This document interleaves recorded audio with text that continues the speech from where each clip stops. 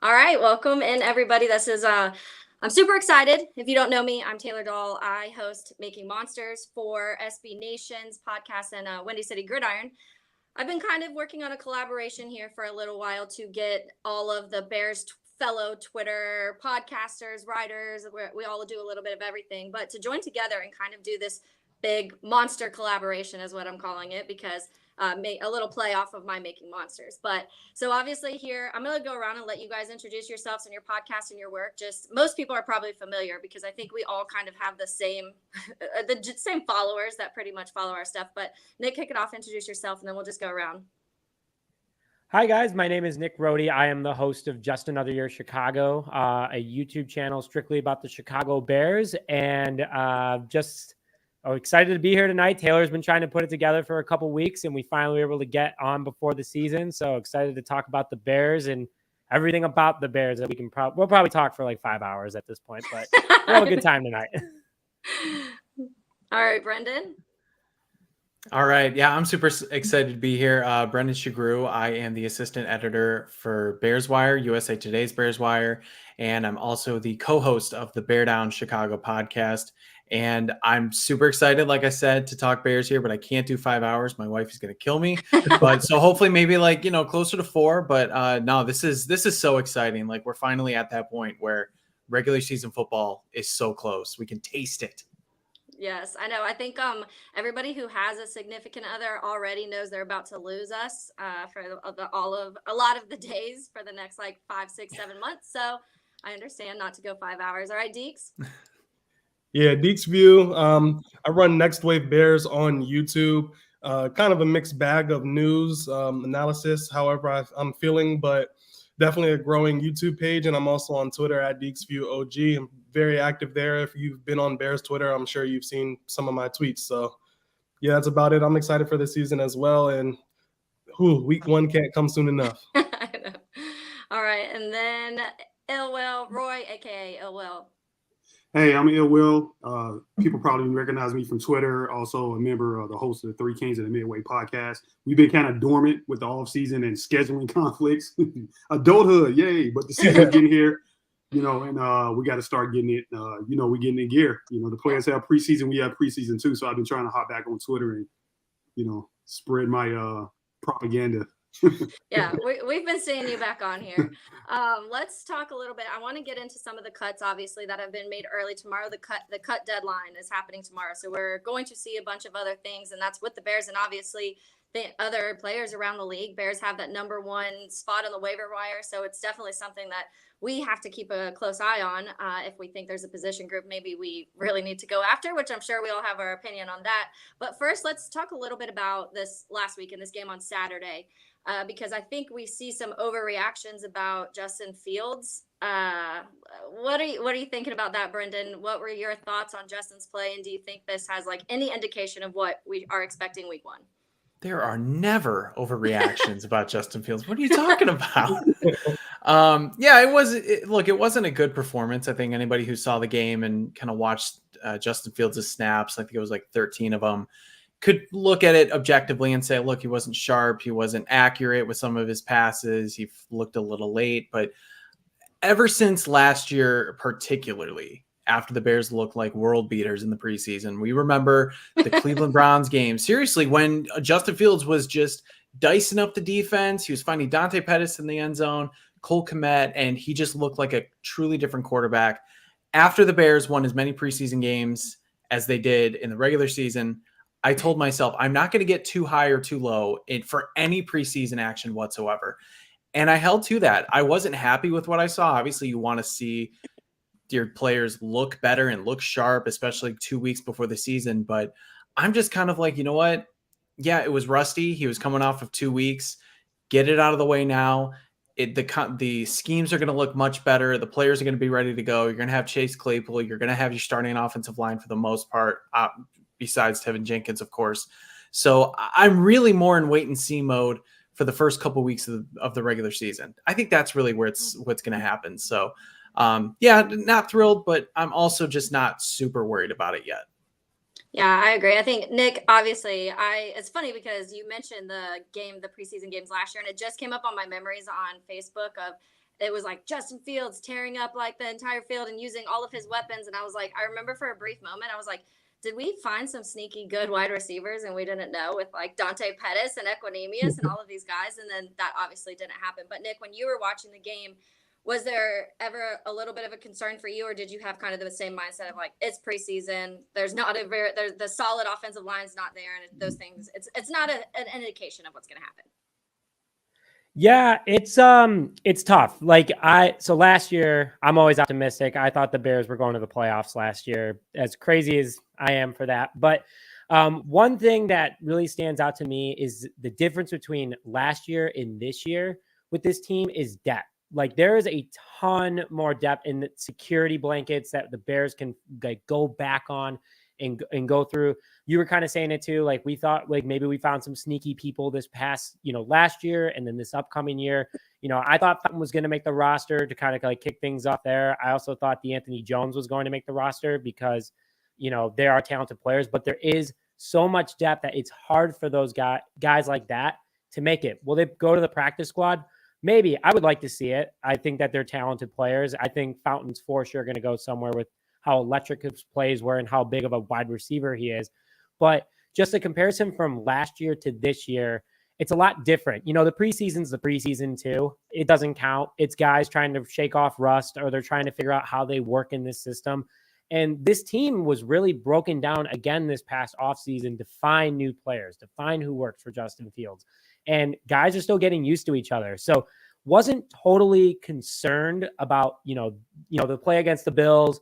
I think there was flashes of what this team can be. And also it was the 2s and 3s for 3/4 of the game. It wasn't the 1s. And overall, I think that this team is going to it's in better shape than it was. They're going to make huge strides this year, and they're only going to get better as the season progresses. Now, Deeks, we saw the coaches take out Justin Fields pretty quickly when he got hit. Did you agree with that, or did you want to see a little bit more of Justin? I get it. I think Justin wanted to keep playing, but watching the film, Ja'Tyre Carter on that play just kind of didn't. He went out on the screen, but he didn't chip his man whatsoever. And the play before that, Justin got hit when who was it? Tyler Scott was supposed to run a bubble route, and he didn't know what play to run. So Justin Fields had to keep the ball, and the defender wrapped up Justin's leg, and then Justin was still trying to fight for yards, and then he got hit again. And you don't want to mess with those leg stuff. So the very next play, Justin takes a hit. Coaching staff goes, that's 2 plays in a row. Our quarterback just potentially could have got injured.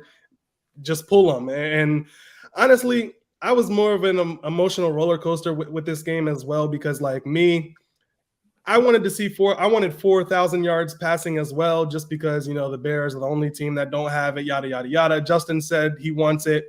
So like at first, basically, I came to the realization that Luke Getsy put Justin Fields in a position on Saturday to see if he was ready to be a pocket passer. I don't think I look at it as more of an audition. They kind of tried to see what Justin Fields would be comfortable with. And I'm just at the spot where I feel like he's not fully comfortable in the pocket yet, and that's perfectly okay.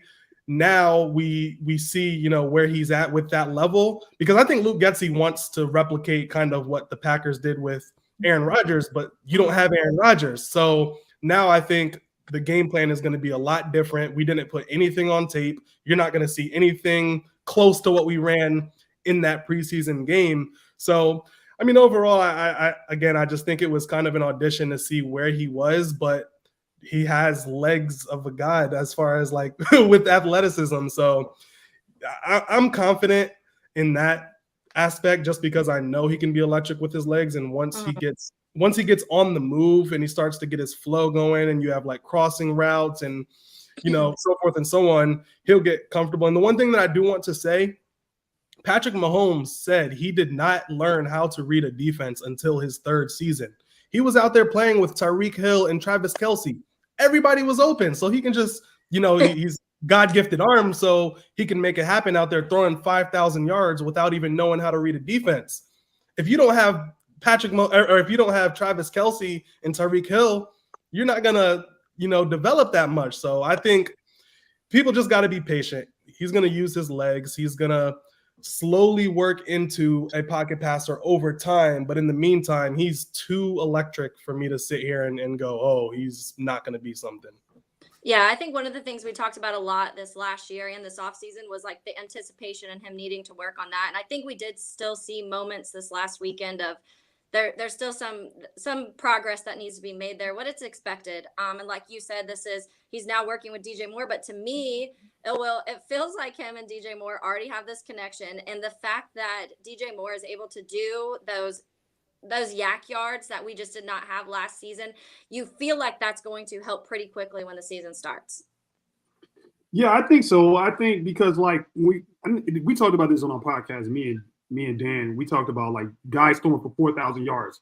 Well, who are they throwing to? You got to have a lot of 1,000-yard receivers to be able to do that, because a lot of it's on the quarterback, some of it's on the protection, some of it's on the play caller, but some of it's on these wide receivers. Like they call Justin Fields a yak merchant after like the first preseason game, right? A yak merchant. Like I was watching the 49ers and like Brock Purdy threw the ball like 5 yards to Deebo Samuel. Brandon Ayuk, and he ran it in for a touchdown. All these yards count. So some of it's not. You don't have to necessarily drop back and 7-step drop and throw 30-yard bombs all game like your Kurt Warner, like the greatest show on turf, right? So and like Deke said, you got to take advantage of his legs. But that DJ Moore thing is going to be like insane, because DJ Moore himself can get you 80 to 120 yards a game. And last year, sometimes Justin Fields, all he had was 120 yards a game with the wide receivers we had. So you add that, you add Cole Kmet, and then you see the screen game. You're going to start getting around 200-something yards a game. You should with the screen game, with DJ Moore, and then you still got Cole Kmet. You have the weapons now to get those yards. It seems like it's so hard for us because we're Bear fans to see 4,000 yards because we've never done it. But like I've seen Jimmy Garoppolo dink and dunk and bootleg his way to 4,200 yards in the season. Yeah. Jimmy Garoppolo, his arm isn't. Justin Fields has a more talented arm than Jimmy Garoppolo. I think everyone can agree to that. Maybe Jimmy Garoppolo's better at processing because he's a veteran. He's been in an F on, but I think Justin Fields is more talented than Jimmy Garoppolo. He should be able to do that if he has some weapons. If the line can hold up, we don't need Jatari Carter getting killed and getting Justin Fields killed, and we'll be all right. It's gonna be fun. Yeah. And we see, I think the Niners offense the last several years has just been that prime example of game manager quarterbacks being able to rack up the yards because they have those receivers who can do those things. And like, finally we have somebody who can. And it was hilarious to me when people were using that as a negative. I went on a whole rant here in Jacksonville about Justin, which they get it probably like every other week, my rant about Justin Fields and the Bears, and they'll get over it. But let's get a little bit to cut. So obviously PJ Walker got cut. Several offensive linemen, Alex Leatherwood. A lot of people were shocked by that one. Kellen Diesch. We also had a couple wide receivers, and Darius Fountain. A lot of people were fans of him throughout throughout camp and preseason. Nasimba Webster too. And when you look at this, some of the guys that are cut, it's honestly very interesting. Or even now, some of the guys are on the verge of getting cut were guys that were starting on the Bears roster last season, and now they're not making the roster. So when you look at that, Deeks, what does that show you about what Ryan Poles was able to do with this roster just in this offseason? Yeah, it's pretty amazing when your wide receiver 1 and 2 are now your wide receiver 5 and 6, and even Dante Pettis, with whatever injury he's got going on, doesn't look like he's going to make the active roster. Or I think we put him on IR or something. But yeah, he's done. Yeah, so I mean, it's a testament to Ryan Poles staying disciplined and building the roster in every way possible. So like, a lot of people kind of got on them for like, why are we getting all these linebackers? The way championship teams are built is if you can upgrade your fourth string, upgrade your fourth string. If you can upgrade your third and second string, upgrade your third and second string. Not every move has to be, for lack of a better example, the previous regime, how they just took big swings at the best talent possible and kind of, we had drafts where we only had 5 draft picks and we're not building the full team. Ryan Poles is focusing on building this thing from top to bottom, not just the top. And you start to see it now with our depth. Our depth is getting better at every level. And like with Alex Leatherwood getting cut, I thought he had a kind of good camp, but you got Jatari Carter who is showing out. They still do like Lucas Patrick. Larry Borum showed out. So he's not getting cut for the simple fact it's not like he looked trash. It's just we had some other guys who were looking pretty good. And I overall, I love what Ryan Poles has done. I don't agree with every single move. I don't think every single move is going to pan out, but it's the process that I think is going to be a winning process. Yeah, I mean, I agree. And I think when we're looking at it, we just saw what he was able to do last year, and people look at that number 3 wins and automatically kind of criticize what they did, but they don't realize how many guys were hitting free agency when Ryan Poles took over, how little money they had, how little draft picks they had. And then now pretty much his first real off season, because he just didn't have anything to really take advantage of in the season before. Nick, when you're looking at these cuts, is there anybody that kind of stands out to you that shocked you that was cut? Yeah. PJ Walker. Was I shocked by PJ Walker? No, Yeah. I was not. I was pounding the table, get rid of this guy after week 1 of the preseason. I went to camp a few times.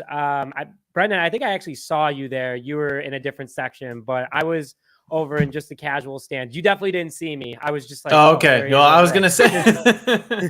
No, I didn't want to yell either, because it was like the middle of when everyone was over by the media side of things. I was like, I am not going to be screaming his name right now, because not trying to distract the play.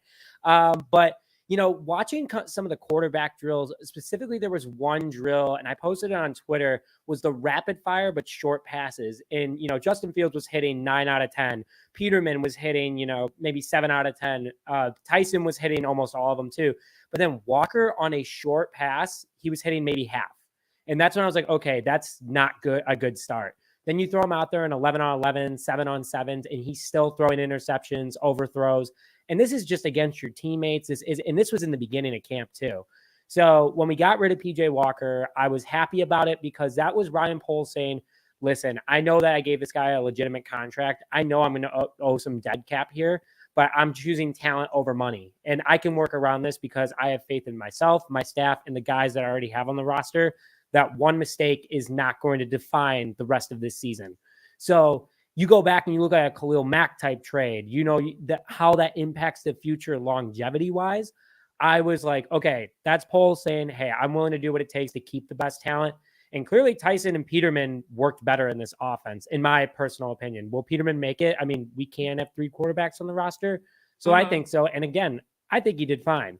So overall, I was pretty happy when I saw that. I'm wishing him the best of luck. He has a really great story from the XFL to here, but didn't work out in Chicago. Yeah, I'm currently working on a Tyson Bagent podcast, like Making Monsters episode, because I started reading a little more about him, and it's really interesting. And his dad is like an arm wrestling champion or something. So I was like, that's going to be a pretty interesting story if I can get something like that. Brendan, obviously, we already talked about the offensive linemen that have been cut, but in addition to those cuts, there's several injuries. We already know Tevin, which is week to week, whatever that means right now. And then Lucas Patrick got injured in this last game. We saw Doug Kramer get injured. So how much has your concern for the offensive line grown within this last 2-3 weeks? Yeah, it's definitely grown. I mean, it's when you there was one moment, I think last week in practice, it was Braxton Jones, who's I'm not even going to say it because I'm going to jinx him. So I'm just going to, you know what I'm going to say, but I'm not going to say it. So they had Braxton Jones. I think Whitehair moved over to left guard. Then you had Kramer, and then Carter and Davis were splitting time. And then, of course, Wright gets hurt, so Borum's coming in. I mean, the concern's definitely risen. Hearing Ryan Poles talk about the injuries in the booth with Adam Amin kind of seems like most of these aren't serious. You saw Darnell Wright. I think Nicholas Moriano of CHGO was the one who tweeted out. He had like a small lower ankle brace on, and that was last week. So you kind of have to assume that that's probably going to be something that maybe lasts like a week or so, and he should be good. Hopefully, I think the biggest concern for me, honestly, right now is center availability, specifically the hands. So we know that Cody Whitehair, if he needs to, he can play left guard. But now Doug Kramer gets hurt. Lucas Patrick has been in and out of the lineup. He's missed more practices than he's played since he came over. Yeah. Like, don't fact check me, but I'm pretty sure that's the case. I think it's right. I'm more concerned about who's going to be snapping the ball, especially after we had issues last year. And watching Dieter Iceland, I was a fan of him last year as kind of like a versatile guard, but those snaps were ugly going to PJ Walker and Tyson Bagent. So, and even with Doug Kramer, I'm a little, I think he showed some flashes, but you still have to be concerned going against a first team defense, especially with Green Bay's defensive front, which, we like to clown them, but they're pretty good. Mm-hmm. So I think they can get by for a bit if Tevin's out for a couple weeks. But if they can't get that center position figured out, if Cody's out, if Doug Kramer's out, and if Lucas Patrick is just MIA for the rest of his career, then I think there's going to be problems. Yeah, I think Tevin may be holding out a little bit because he's like, they're going to move me to center at this point. Can you snap a ball? I think Lucas Patrick is a double agent for the Packers. I know. I think he's trying to fool us a little bit. He's like, he gives us a little hope, and then he's like, hurt again. Oh gosh, figure it out. Well, another thing, some of the stuff that's been floating around too, as we're talking about cuts and trades and all of this stuff, as the deadline comes, two things popped out during the game on Saturday. Rumors came out that Trevis Gibson has been given permission to seek a trade. And then today we saw some stuff come out about Darnell Mooney and how he may be one of the guys that could potentially be traded for the Bears, like a surprise trade. What are your thoughts on both of those, Mooney and Trevis, and the likeliness of either of them not being on the Bears week 1? In my opinion, I think both of them will be on the Bears roster. First of all, Trevis Gibson, I think he asked for a trade. The Bears don't have to grant it. I don't know what you're going to get for Trevis Gibson anyway. A 2026 7th round draft pick. I don't know. So you're not going to get anything for him. He's more valuable to us than he is on another team. And you look at the edges, like we need as much edge help as we can get. And sure, Lewis played well. I haven't seen anything. I heard Green was tearing it up in camp. He hasn't done anything in the preseason game that I saw. Yeah. Dominique Robinson is like, he's just kind of out there. So I'm like, okay, we like Ngagwe, we like Walker. To me, Trevis Gibson's your third edge rusher right now, in my opinion. So I'm not trading him. Sorry, dude, you're going to have to roll out this year. We're going to rotate you in and out. The whole Darnell Mooney thing, I love Brad from PFL, so it's not, but I read the article, and the article that he was referring when he made the tweet was just saying that I don't think this will happen. It will be a surprise if it does happen, but maybe Darnell Mooney wants a trade because he's in the contract year, and now he's playing on a team that has DJ Moore and Chase Claypool and Robert Tonyan and Kokemet, and he might not get a lot of targets. So I don't even think that's even a thing. I think the Bears love Darnell Mooney. Maybe he has to prove that he can be durable for a whole year. This is a new regime. Justin Fields love him. I think that would just tank the locker room. Whatever they built up this year would just get destroyed right now. Because like two people that people love from that previous regime is Cole Kmet, who was extended, and Darnell Mooney. And those are like Justin Fields' best friends. Yeah. And so you trade him. Now, if you play the season and he doesn't get a contract extension, you can just say, oh, business is business. But to just trade him away, I mean, we don't have that many weapons. We have an okay amount of weapons. I don't think Tyler Scott is ready to take over Darnell Mooney. Darnell Mooney's a legitimate 1,000-yard wide receiver in the NFL. He's done that with like a plethora of quarterbacks. He did it with like Nick Foles, Andy Dalton, Justin Fields. Who was the one dude who was the backup to the backup to the backup? Whoever. Nate Tyler. Tyler. He had a 1,000-yard season with like 5 different quarterbacks. Like, come on, man. So do not trade Darnell Mooney like that. If you want to upset the Bears fans and like the Bears locker room, you trade Darnell Mooney. Oh, I don't think it's happening. And I think that because there were a lot of kind of chatter going on, especially after Roquan got traded last season, that Poles, like if it's not Poles' guy, maybe he doesn't have as much commitment. And then a lot of people kind of getting frustrated this year with Velus Jones and him holding on to Velus maybe a little more than he should. That would be, I think, that mistake that made people lean that way a little bit more, even though he pulled him back in with Kmet, but it might loosen that grip a little bit. I personally love Ryan Poles. I've already said it. I've said it a million times, but when you do have somebody like that, who also was an absolute stud when he was at that wide receiver 2 spot, you're hoping that you get that back is that I think would hurt some people. Is there anybody that you guys see at all that, or let's just go position group, because right now we don't know exactly who's getting cut. If it is somebody who's already been cut, that person, but is there somebody or a specific position group that you guys see the Bears going after first on that waiver wire? I heard some whispers that the Bears could potentially be interested in trading for the Eagles guy, defensive end, who just asked for a trade. That tells me that they might not be fully comfortable with the edge position. Me personally, I would like to see somebody who can snap the ball because, I mean, Brendan said it best. We're down bad at center right now. Who knows what's going on with Lucas? Who knows? Kramer might be out for a while, and Cody Whitehair had a hand issue, and he needs to be at left guard for Tevin. So I think we should bring in somebody who can snap. I think that's more important. But I just won't be surprised if we bring in another edge rusher, whether it be a higher caliber guy or maybe like a smaller rotational guy. I don't know, but something just the fact that people were kind of people who have connections. I don't know how true it is, but they say they have connections, are hearing that Bears are interested in trading, not going to, but interested in. So that tells me that they're okay with potentially upgrading somewhere on the edge. Anybody And else? Deke, that was from the Eagles, by the way. Barrett from the Eagles, the 2017 Derek Barnett. first round pick. Oh, Barnett. Sorry, yes, Barnett. He's the one that has been whispered about. But I just want to throw that out there. Sorry to interrupt, guys. Yeah, no, you're good. Mm-hmm. Yeah, I mean, I think that when we're looking, it's unfortunately the need that when we were going into the beginning of the offseason, everybody kind of said defensive line and offensive line, and now here we are in almost September saying the same thing.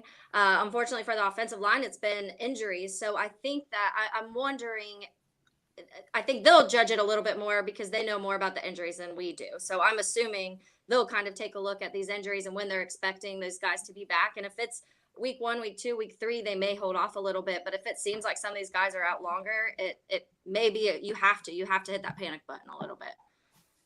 Mm-hmm. Yeah, like especially like with the offensive line, right? You have 3 injuries you have 3 centers injured. You have your right guard, Nate Davis, Lord knows what's up with him, and you have your left guard injured as well. That's literally 5 people on the interior alone who are injured, and then you factor in Darnell Wright. So that's 6 injuries out of your potential 8 that you're bringing into the season. So Ryan Poles seems like he's confident that they'll be back, but what happens if they go down again? You know, just because we might get guys back week 1 doesn't mean that they're going to be there all 17 games. Nate Davis missed 4 games last year. Tevin Jenkins missed 4 or 5 games last year. Cody Whitehair missed games last year. Lucas Patrick had a cast on his hand last year. Doug Kramer was on injury reserve all last year. Braxton Jones is the only, well, knock on wood. I know. That's why I didn't say it. So he's the new Charles Leno. Right. Like, No, don't put that out there. Please He's better. don't put He's that better. out He's there. better. But Charles Leno I was an know. Iron Man. I'll give him that. Yeah, he was. Charles Leno didn't get hurt.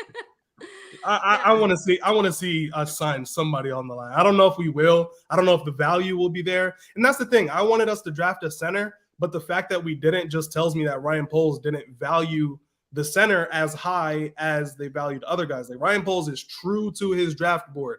If a center is 1 slot under a position we don't need, he's still taking the position we don't need if that's the higher ranked player. And that's just what happened. So it sucks that we didn't get a center, but we'll see if the value lines up.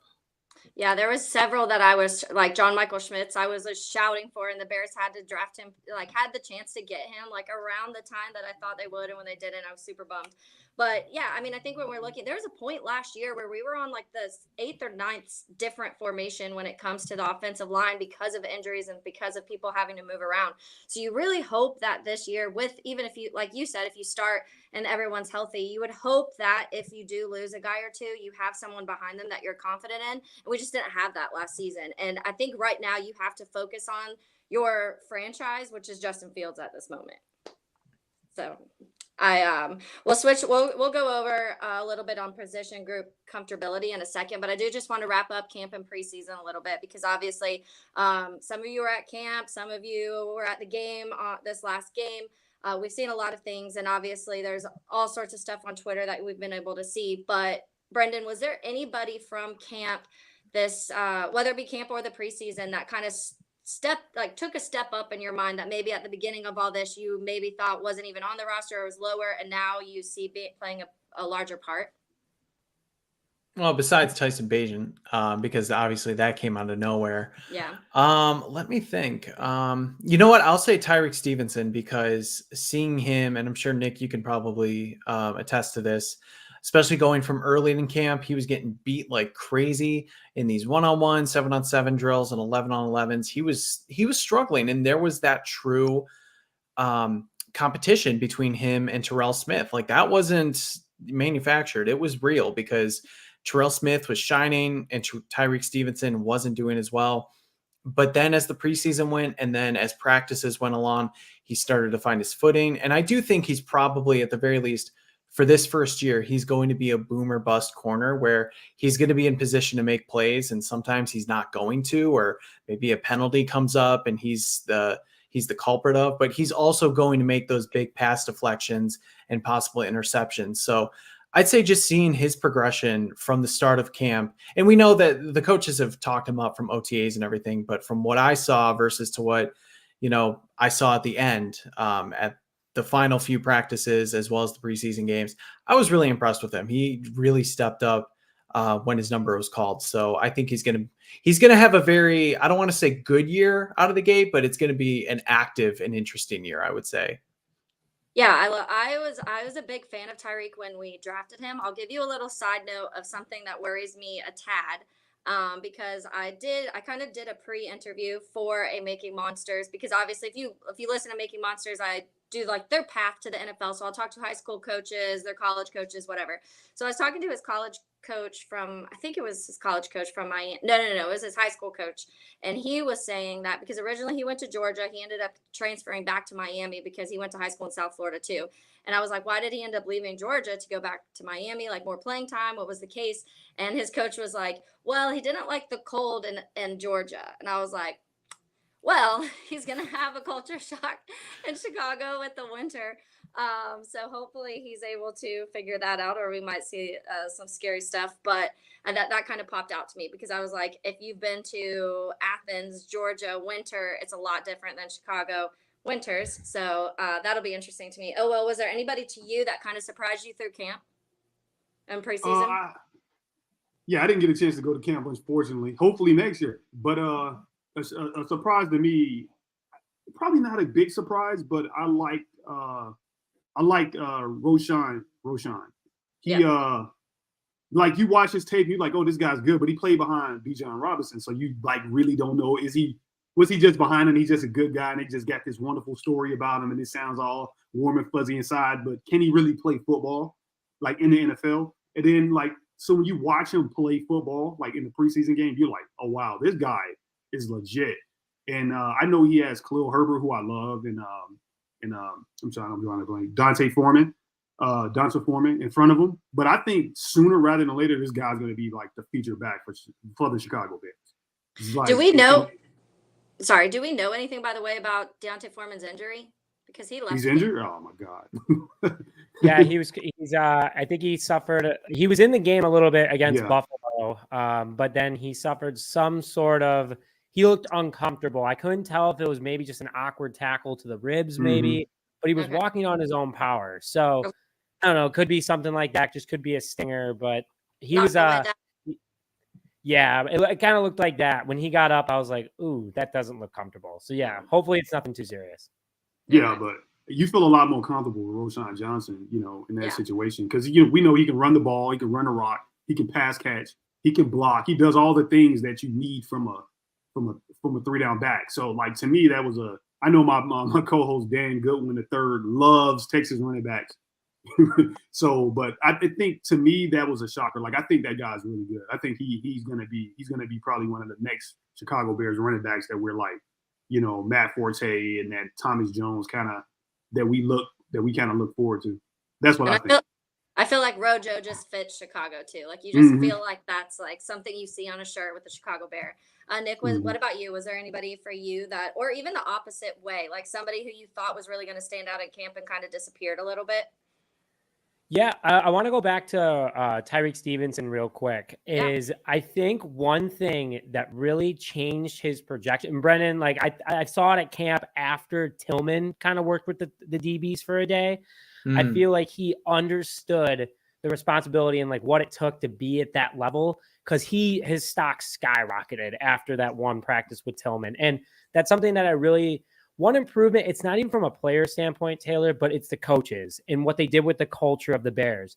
This team just feels so much different than what it was a couple of years ago. The hits from Eberflus is one thing, but everyone just cares about each other that much more. I felt like in 2018, that was the case, but after when, 2019 happened in 2020, everyone kind of just did their own thing. I never felt like Hicks and Mack and everybody else was kind of chopping it up. Like you see the defensive line, they're always together. The wide receivers, they're always together. So like the greatest improvement, I think, is just the overall culture of this team. And that's what everyone's kind of like, hey, we can be something special. We all know we're talented, but we all feed off each other. I think that that's what makes this offseason so special.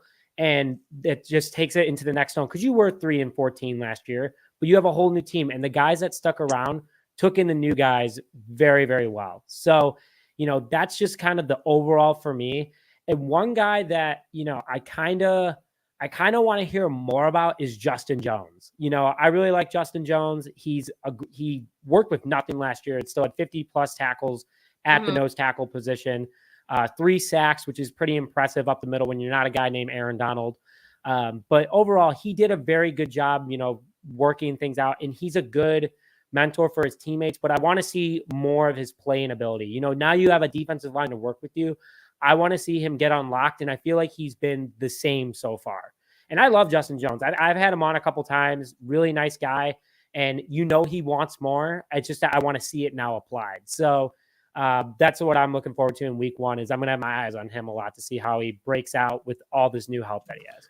Hold on. Justin Jones needs to have a big game week 1 against the Packers after everything everything what he said. You're right. God. He needs to have that good game. Oh, Otherwise, God. for his sake, people are going to be coming after him hard. Oh yeah, for his sake and our sake. Do you know how many That too, yeah. we're gonna get tagged in so much stuff, or just all the Packers fans that somehow end up on my Twitter feed? I'm like, how did you even get here? But yeah, so yeah, he said that, and those were strong words. The Bears tried to take it down. It was too late, and it was just it's done. Deeks, what about you? Who in camp either surprised you or someone that you kind of want to see a little bit more as the season starts? Yeah, so I think I probably have the longest list of names here, so I'm just going to try to keep it short with each and everybody. I want to start with Chase Claypool. I didn't expect him to be the talk of camp so much. Even Darnell Mooney didn't have too many headlines during camp, but like Chase Claypool, the fact that for like a 2-week stretch, he was seemingly like the best player, obviously DJ Moore, but like as far as consistently Justin Fields was going to, I was impressed with what I heard with Chase. So hopefully he can get healthy. Ja'Tyre Carter, I think he's a really, really sneaky good pickup in the 7th round by Ryan Poles. I liked what I saw. I was hoping he was going to be the starter in place of Tevin Jenkins. He hasn't seemed like he would be a super liability, but I think he's going to develop into a nice swing guard. I think if he could snap, that'd be a little bit better. But since he can't snap, he's kind of limited to guard. Flipping on over to the defensive side of the ball, I liked Andrew Billings. I heard a lot of good things from him. I think he's going to be major in stuffing runs. Travis Bell, I loved what I've seen from him so far, and he hasn't got cut yet, so I think he might have a legitimate chance of making the roster. And I think my biggest superstar from camp, which for whatever reason isn't being talked about, I think Kyler Gordon has a massive breakout season. I think Kyler Gordon jumps up into the upper echelon of cornerbacks. Maybe I don't know how – I don't like comparing teammates up against other teammates, so I'm not going to say he's going to be per se better than Jalen Johnson, but I think Kyler Gordon has the makeup to be a Darius Slay level talent in the NFL. And from what I've been hearing all throughout camp and seeing in preseason, all the big hits that he's putting in, was like inches away from deflecting that ball. But Josh Allen and Stephon Diggs are Josh Allen and Stephon Diggs. So I think from camp, the biggest positive for me besides DJ Moore was definitely Kyler Gordon. I am very, very excited. Like, obviously, we talk about health, but if they're all healthy, I'm very excited to watch Kyler and Brisker in year 2, and then with a healthy Eddie and a healthy Jalen, I just feel like it's going to be so much fun. And we talked about Tyreek Stevenson too, so I'm very excited to watch what the secondary can do. Oh, well, let's slide over a little bit to these position groups in general. If you were to name one that you are most comfortable with and one you are most least comfortable with, what would those be? Ooh, I would say I'm probably the most comfortable with. Obviously, the linebacker position is pretty deep. Chase Edmonds and T.J. Edwards, Jack Sanborn. The linebacker definitely pick up Sewell. I know he got hurt. Hopefully, he's not out too long. They just seem to be just deep there. Like Ryan Poles is collecting linebackers like infinity stones. It's like I know it's major in like this Eberflus defense. Like he loves his linebackers, and that I think is just. They're fast, athletic. They like to hit. It's just linebacker after linebacker.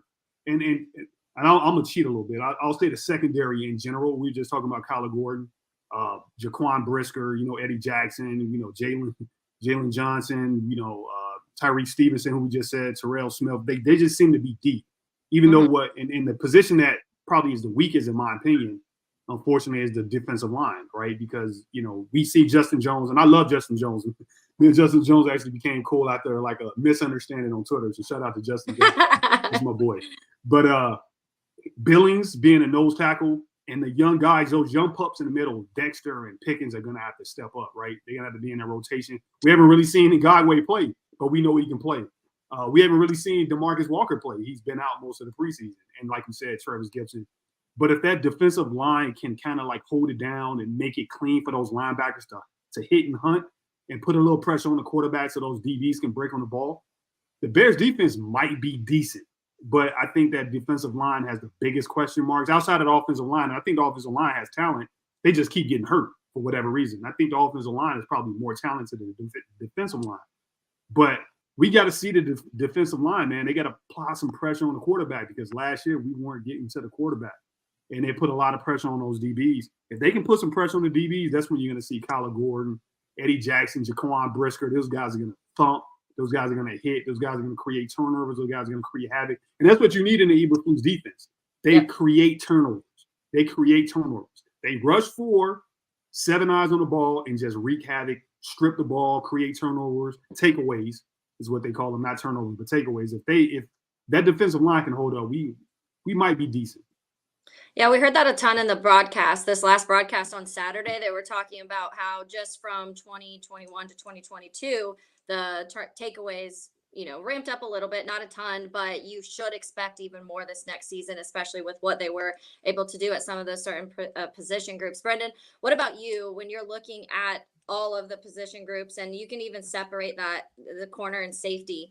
What are you most confident in? What are you least confident in?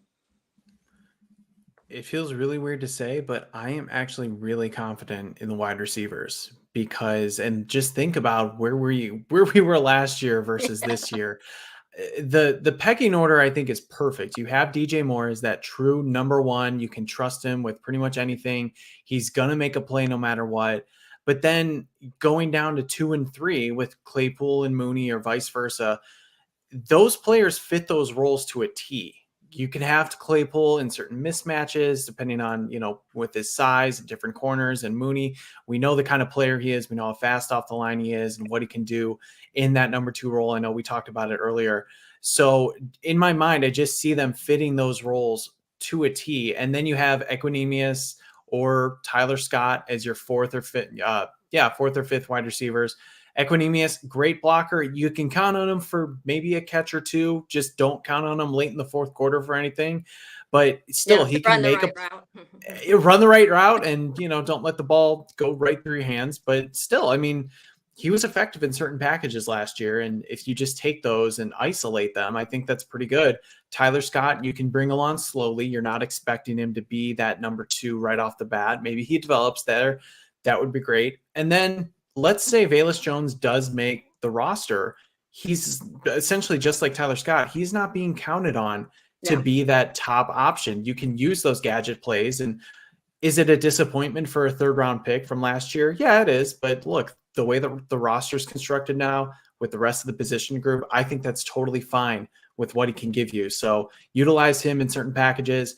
But I think with how it goes from top to bottom, I'm really, really happy with that. And then pretty much what just Roy said about, the biggest concern being the defensive line. Billings and Jones had some moments in practice. Didn't see much of any of it. I think Jones had one play against the Bills. He had a nice TFL, but you got to see more. You got to see more from the starting edges. I really don't know what the fascination is with Rasheem Green. And I know he had a couple practices, but yeah, he did not look that good in any preseason games. I will defend Dom Rob a little bit. He didn't look as good during the preseason games, but he was getting after it in practice, both from what I saw and then just hearing reports. So I think he's still kind of a project though. So can you really depend on him as kind of one of those like key rotational players? And then of course the Trevis Gibson, Terrell Lewis, we don't know what's going to happen with them, but yeah, just the defensive line still concerns me. I think it's better than it was last year, thankfully, but is that still going to be good enough? Because that really does put a lot of pressure on the back end. Yeah. I mean, obviously we're talking a lot about the defensive line and for obvious reasons. Nick, a couple names that I think we mentioned maybe briefly during this time, but they are potentially going to be major rotational pieces, Javon Dexter and Zach Pickens. And I think that I've seen like Twitter be almost split about who likes who. Like I see a lot of people being like, man, Javon Dexter is going to be the next guy. He's going to be starting on this line by the end of the season. And then some people, we saw a comment flash up earlier actually saying they like Zach Pickens a lot more than Dexter. Are either of these guys standing out more to you? And do you see them playing a major role on the line this season? So to answer question 2, both of them are going to play a major role. I mean, these guys are just athletic freaks. They're big. They're fast. I mean, Poles went after and got some of the most athletic defensive linemen in the draft for where they were availability-wise. Out of the two, I think both of them play a different game respectfully. Javon Dexter Sr., that guy just can absolutely take on double teams, open it up for the linebacker, make outside plays as well. Then you have Zach Pickens, who is just so fast off the snap and getting into the backfield for tackles for loss or quarterback pressure. Both of them are going to be mutually together a dynamic duo for this team for a long time. You do have Billings and Jones on the last year of their contracts. If Poles feels comfortable with that, and if they want, big contracts or they find themselves going elsewhere, then they're both the starters next year. So I like both of them equally. I can't choose between either or. I think, Javon Dexter Sr., really nice guy, had him on the show a couple months ago. He is so determined and destined for greatness. And, he had a quote on NBC Sports Chicago 2 or 3 weeks ago that said that my goal is to come back here and have my jersey hung up in the rafters and show my family that. And that kind of was like a big, you just sold me. Like I am all in on the Javon Dexter Sr. fan club. But then Zach Pickens has a monster preseason. I mean, I'm not saying Dexter Sr. didn't, but Pickens was all over the place. There was one play where he just absolutely hit a running back and stood there and the running back just bounced off him. So it just shows that, their determination, their strength, and also what both of them did that I thought was really impressive this offseason was that the second they got drafted, they went out and lost. I think both of them mutually lost about 8 to 10 pounds each to become faster, lighter, but they're just as big and strong. Mm-hmm. So overall, these guys are going to be eating at the defensive line. And I'm pretty excited about it. I know there's a question mark on it, but there's no ceiling. There's the potential's through the roof for this defensive line. So it's a weird feeling to be as a Bears fan right now. And they made those changes intentionally, not by accidentally doing the wrong position workouts. Like Darnell, bless his heart. But Deeks, I'm going to throw you under the bus a little bit on this one because we were talking about position groups that, we are disappointed in or our level of comfortability, however we want to word that. But for you, what position group is really relying on one person to take a massive step up the most? One person. That's got to be the quarterback room, right? I mean, if we're relying on one person, that would be Justin Fields. I mean, I'm at the point where the chatter, people fans are going to be fans regardless. And people are like saying, oh, if they're going to be bad, well, Bears will get Caleb Williams. And I'm like, you guys don't know how the statistics of the Bears ending up with another first overall pick with all the talent we added. It's just not happening. We're not just going to be gifted a generational quarterback just because. So it's like, let's stop trying to dream about the future and let's focus on what we have. I think this whole season rides on Justin Fields' shoulder, taking some step of superstardom. Now, maybe, like I mentioned earlier, maybe he's not sitting back there throwing 4,000 yards on the season, but give us, a chance to win every game, whether it's we're losing by one score every now and then or what. Keep us in the game till the end. Some games, if his arm is looking shaky, whatever, rip off a 50-yard run, then slowly get his rhythm back, do some screens, some check downs, slowly get him. You know what I mean? Like, he doesn't have to be Patrick Mahomes. He doesn't have to be Josh Allen.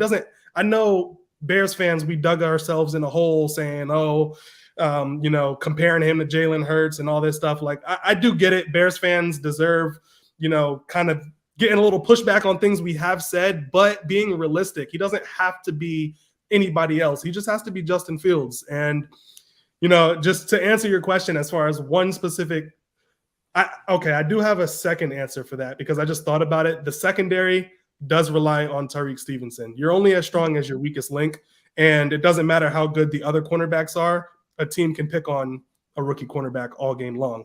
So I guess that would be my other answer to that question. As far as like a full-on position group that is relying on one person, I would say Tyreek Stevenson. He's going to get picked on. He's going to get burned. He's going to get cooked. People are going to trash him. People are already mad at him because we didn't take a center, whatever. I think he's going to have his moments, and it's just a matter of how quick can he come along. Will it be by week 5? Will it be by week 10? We don't know. It's going to depend on how quick Tyreek can get his feet under him. Yeah, we saw our cornerbacks get picked on last season, especially when whoever was in that third spot. That's when you saw Kyler kind of settle when they did move him inside to more of that nickel corner, which that's why I'm excited, because you get to move Kyler there and you get to have Tyreek. Granted, like you just said, he is going to get picked on a little bit, but you just get Kyler like more in the position group that he's more comfortable with. Let's start wrapping this up. And before I do that, just because you're mentioning Justin Fields and kind of like the play calling and what to expect, I also think what we saw during the preseason games was like a very vanilla play calling from Luke Getsy, and that's not what we're used to seeing from him either. Last year, there was especially, I think once that Patriots game hit last season, play calling was just completely based around Justin Fields' strengths, and I don't think that's going to go away. And I think now he has even more weapons to plan that around. So that's what makes me really excited with this offense, is because not only am I expecting Justin Fields to take a next step up, Luke Getsy knows Justin Fields even more now and knows every single strength that he has, and he has weapons added onto this now.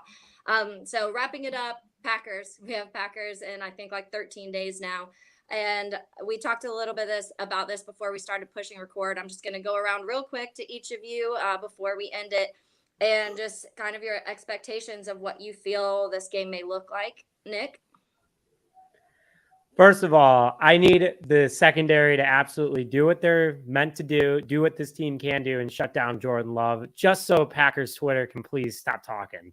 That's number one. Is you got to take away the Packers offense as a whole, because their defense doesn't scare me at all. I think that, if this defense comes out, Tremaine Edmonds, Tyreek Stevenson, Kyler Gordon, everyone we've been talking about tonight, and puts a ton of pressure on Jordan Love and that Packers offense, they're not going to do anything.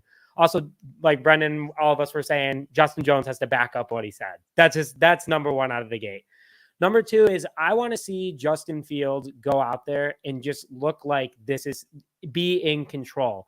Not like, kind of like we were, I think we teed it up really well, that Luke Getsy knows that his quarterback can do everything that he's throwing at him. They've worked together all season. Go out and show that this offense is completely different and can put points on the board at ease with a defense that's now going to back them up. I'm looking for DJ Moore to be, 100 yards receiving. I think that just needs to put the staple on. This is the guy in Chicago now. he's the one that's going to be the answer for this team. And he's the one that Justin Fields needed in order to become unlocked and become a next level type player. So overall, I'm very excited for this upcoming game. I think that this team needs to just attack the Green Bay Packers at every single angle and show that this team is completely different than it was when they were 3-14 last year, and let these guys, there's going to be mistakes though. I mean, a lot of these guys are young. A lot of these guys are new to the Bears. A lot of people, don't understand or are not used to the NFL speed, but it's going to be a lot of fun. I'm very excited for this upcoming game. Me too. Brendan, what about you? All right, first thing, and I can't show the comment, but Tareen Whitfield said it.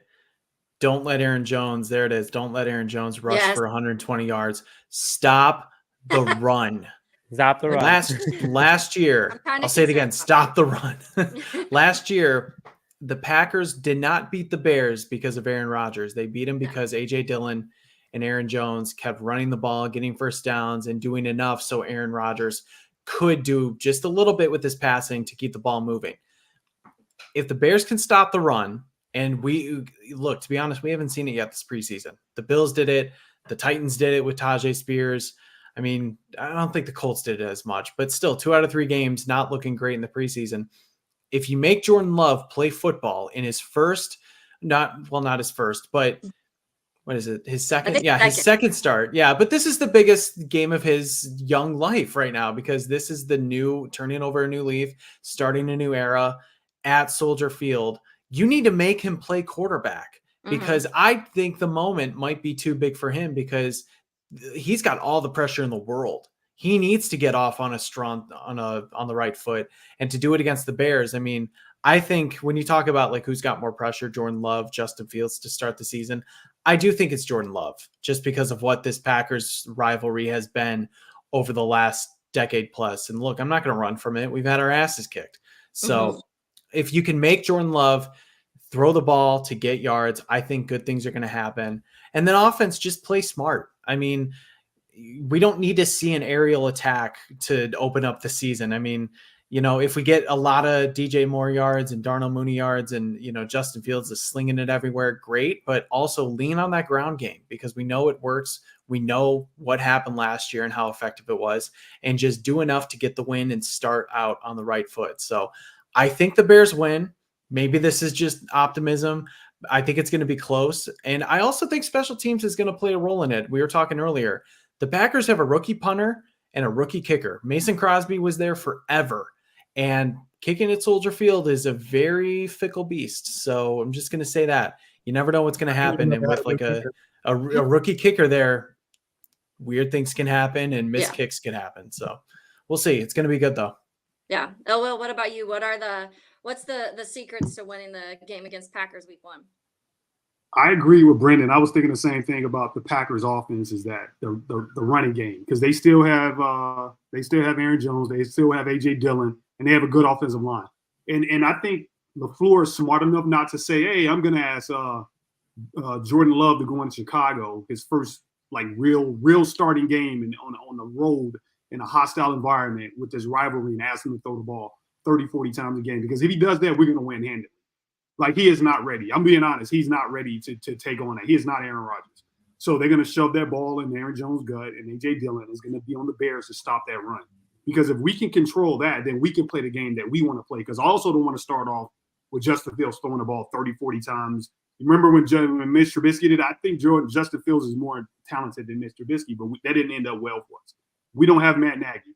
We're going to run the ball. We have good running backs. Justin Fields is a threat with his legs. I will stress that defense to infinity with Justin Fields. I'm running bootlegs, RPOs. I'm QB runs. I'm doing everything possible to stress that defense. I'm not allowing them to sit back and say, oh, yeah, throw the ball 30, 40 times and prove that you can pass the ball in the pocket, Justin Fields. Not week 1. We're not doing that. That's going to be the key. I usually, in these instances, pick the best quarterback. Justin Fields is a better quarterback than Jordan Love. I don't care what anyone says. You can make any argument you want to make. Justin Fields is better. So I'm going to go with the better quarterback. They're on the road. We have to end this. We have to end this fear of the Packers. I don't think Justin Fields feared the Packers. He hasn't beat the Packers. Go back and watch his games going back to his rookie year. He has a lot of touchdowns against the Packers. Go and watch that opening drive game against the Packers. They went right down the field and scored, and it looked like, oh, my God. we finally might have someone who can equal Aaron Rodgers, but they had Aaron Rodgers. So at the end of the game, even last year, look at those games. We were winning when he broke off and ran that 55-yard touchdown. Look at the score. We were winning. And it just so happened they had Aaron Rodgers, and they would just chip away and eventually win the game. And it was so annoying. Every single game, they just had Aaron Rodgers. We had the lead. We'd be up 17-3. And then at the end of the game, we lose the game 24-20. They don't have Aaron Rodgers anymore. I don't think Justin Fields is scared. I don't think this Bears team is scared. If they can stop the run of the Green Bay Packers, the Bears win the game. They got to stop the run, though. Definitely. They got to sell out. I was having a conversation with somebody earlier because they were kind of mentioning about Jordan Love as a Packers fan. And he was like, I think Jordan Love's going to be like actually pretty decent. And I'm like, that's fine. Like, we're not worried about decent. We've had Hall of Fame quarterbacks to face for the last 30 years. Like, if you have a game manager, like a Jimmy G on the team, or even a Kirk, Andy like Dalton. we're not going to be scared of that anymore. Like, that's not what we're afraid of. Deeks, what about you? So my biggest theme for week 1 is going to be build momentum. Justin Fields is a momentum player. You'll see times where he'll struggle or he'll just kind of whatever the case may be. But as the game goes on, he settles in, he gets more comfortable, and then he flips that switch and he gets that dog in him. And his teammates let him down. How many games should we have won last year that Fields kept us in the game all the way till the end, and then people were dropping and fumbling? So, like, I think, like you guys mentioned, stopping the Packers run game. But if we get into a position where Fields can put us up, or just the offense in general can put us up a score or two, now you're forcing Jordan Love to play from behind, and you're forcing them to have to throw. So I think Justin Fields doesn't lose leads very often in his life. With the Bears, he's been playing from behind a lot. Get momentum slowly as the game goes on. And halftime adjustments, that's one thing that I was impressed with the staff last year, is that we were pretty good in halftime adjustments. You almost seem like a different team sometimes in the second half. Punch them in the mouth right off the bat. Try not to get too excited early on. Try not to get too amped up. But one thing that I love, after this preseason game, Justin Fields looked shaky, and then they asked him, like, how are you feeling about week 1? And he was like, I'm ready. They're ready for week 1. Nobody cares about preseason. Nobody cares what happens in camp. Them boys are ready. Them boys want the Packers. They want this W. I know haters will be like, oh, that's their Super Bowl. Yes, this is our Super Bowl. I hate to break it to y'all. It is our Super Bowl. Bears want to win this game. So the biggest thing is not to get in our heads too much, not to make it overly complicated. Don't make things harder than they have to be. Get the run game going. Let Fields rip off a 10, 15, 20-yard run every now and then. Do screens. Get the ball in DJ Moore's hands. Don't try to come out here throwing 50-yard bombs to start the game. Play football. Yeah. And just build the momentum as the game goes on. And I think the X factor is going to be that second half, when Fields and the defense and Jaquan Brisker and everybody starts chirping and they get all that energy going, it's going to get in Jordan Love's head. Just like Will said, or IllWill said, Jordan Love ain't ready for that. He started one full game. I mean, he completed some passes in preseason, but you're not playing a full game in preseason. The second half, preseason. I had somebody. Yeah, like show me somebody's career preseason stats. Show me Dan Marino's career. They don't exist. Mitch Trubisky's like Hall of Fame. He's the Hall of Famer. They shred him. They're like, oh, great preseason. They don't go in your Hall of Fame package when you go get your gold jacket and canton. Oh, he was awesome in preseason. No one cares. No one cares. Like, no one cares. You can't replicate that second half in preseason. The second half of an NFL game is like a whole game in itself. We done seen how many people come back from leads. First half, virtually, you don't want to go down 52-0 like the Bears did that one year. 2018. Generally, the first half doesn't really matter nearly as much as that second half. Yes. I mean, I think everything you guys are saying is exactly what I'm thinking. I think stop the run. I just want to see Jan feast on Jordan Love, though. We've talked about the pass rush. Get to him when he is throwing. You want to see that. And that he will get to the quarterback. He's going to force some fumbles. That's what he's good at. Hopefully the interior is able to really stop that run. And yeah, like let your a comment flashed up too, like be disciplined, limit the penalties. A lot of times penalties killed the Bears last season. So just avoid those things. And it's a very winnable game. And like Deeks just said, it will be like, I mean, I'll be going absolute ham when we beat the Packers. Like no matter how it happens, I'm like, we did it. We don't have to live with this forever. Yeah, we got to get Soldier Field loud. Yes. Like loud. Get him off of his, mental game, because I keep thinking about the Chiefs game against on the road. He looked like a lost puppy out there. He didn't know what to do. And by the time he went in against the Eagles, nobody cared. They were up 1 billion points. There was like no crowd noise whatsoever. Get Soldier Field loud. Let's get that. It sounds so cheesy, but let's get that fourth phase going so he doesn't know what the hell's going on out there. Yes. I think it will be. I think it's going to be nuts. I don't think he's mentally prepared. Like you said, we got some talkers on the defense. That defense, Walker, they're going to be talking. They're going to be talking. How disguising coverages? Like, trust me, he gonna be like, "Oh, it's cover 2. Oh no, it's cover 3. Now it's cover 4. I don't know what's going on." Oh, it's gonna be DeMarcus Walker too. DeMarcus Walker, he's loud. Briscoe's loud. Them boys gonna be chirping. They're gonna be chirping. They're gonna be chirping. It's gonna be fun. He's gonna have his work cut out on him. I think we're all gonna be chirping. We just hope that we're chirping in the right way. Right.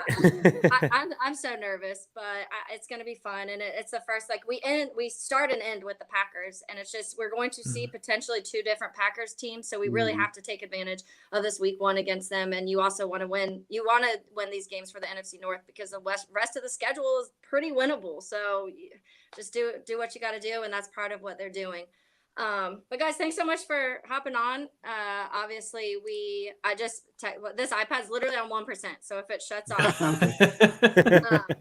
but I just want everybody go follow, obviously Nick, host of Just Another Year, Chicago Bears. That's where we are on right now. Brendan, assistant editor of Bears Wire and co-host of the Bear Down Chicago podcast. Deeksview, host of Next Wave Bears. Roy, aka IllWill, host of 3 Kings of the Midway podcast. And I'm Taylor Dahl, host of Making Monsters. You'll see us all over Twitter, so give everybody a follow. And I'm sure we'll probably do this again during the season, because this is pretty fun.